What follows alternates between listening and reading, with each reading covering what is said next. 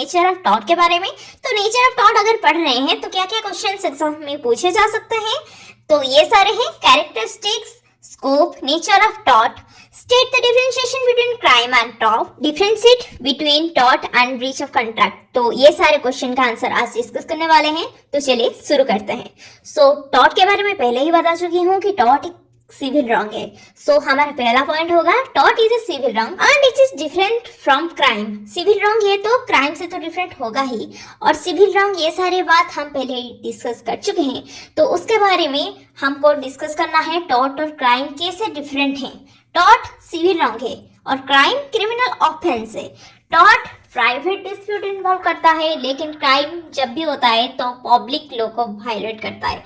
Taught individual के against में हो सकता है, लेकिन क्राइम जब भी होगा तो केस हम स्टेट के खिलाफ ही फाइल करेंगे। मतलब जब भी केस होता है क्राइम में तो पूरा क्राइम अगेंस्ट स्टेट होता है, ना कि इंडिविजुअल पर्सन। यहाँ पे टॉट में कॉम्पेंसेशन मिलता है डैमेजेस में, लेकिन क्राइम में पनिशमेंट मिलता है जो स्टेट इम्पोज करता है।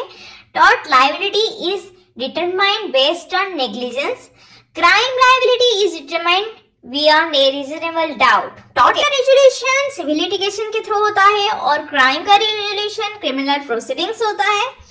टॉट does not require criminal intent but crime required a guilty mind. मंसियत तो चाहिए ही। ओके, तो टॉट में पार्टी इन्वॉल्व होते हैं, विक्टिम और रॉन्गडोर, लेकिन क्राइम में parties are state and accused.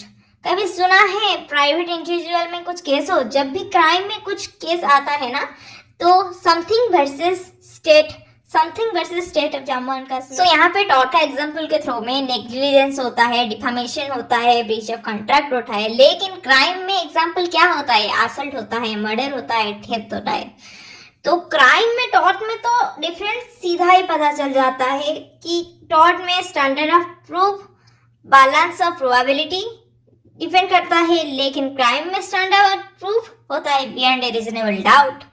Civil penalty includes monetary compensation in tort, but in crime, criminal penalties include fine and imprisonment also.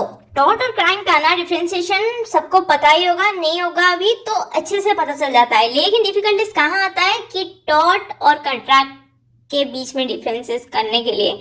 So second point हमारा होगा टॉट is other than breach of contract. तो इसको हमको समझाने के लिए इसका डिफरेंशिएशन देना पड़ेगा। तो टॉट में सबको पता ही होगा ड्यूटीज सारे फिक्स होते हैं by law, but breach of contract में duties fix by party. Like trespass is a टॉट which is applicable for everyone. Trespass नहीं करना चाहिए, तो अगर आप कर रहे हो तो किसी को भी तो आपके ऊपर टॉट अप्लाई हो सकता है, लेकिन ब्रीच ऑफ कॉन्ट्रैक्ट सिर्फ 2 या 3 लोग के अंडर ही होता है। मतलब आपके एक कॉन्ट्रैक्ट होता है, कोई भी ब्रीच करेगा तो ही ब्रीच ऑफ कॉन्ट्रैक्ट अप्लाई होता है। तो टॉट में duty is fixed on public at large, but in breach of contract duty is on particular party to the contract. टॉट का डैमेजेस अनलिक्विडेटेड होता है और ब्रीच ऑफ कॉन्ट्रैक्ट का डैमेजेस लिक्विडेटेड होता है। अनलिक्विडेटेड हमने पिछले वाले वीडियो में समझा चुके हैं, तो आप चाहो तो वो देख सकते हो। और टॉट is right in rem, breach of contract is right in personam. Okay, तो नेचर का 2 पॉइंट हो गया। तीसरा वाला पॉइंट ये है टॉट is different from breach of trust. In breach of trust the beneficiary has to pay compensation which is determined on the basis of the harm caused to the trust property. As in contract, in trust the damages are fixed, whereas in tort the damages are not fixed. Damage जो होगा वो ही देखा जाएगा। Okay, तो breach of trust और tort में differentiation यही है।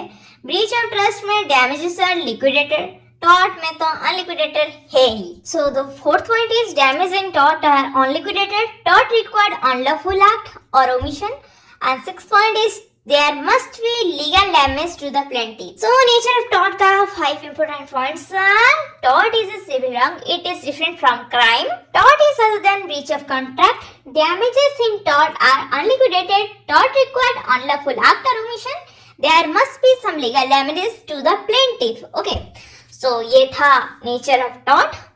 मुझे लगता है ये मैंने अच्छे से समझाया है। अगर आपके दिमाग में ये घुस गया तो भाई वेट किस बात की कर रहे हो, सब्सक्राइब करके जाओ, कुछ तो तुम्हारी हेल्प हुआ ही है ना।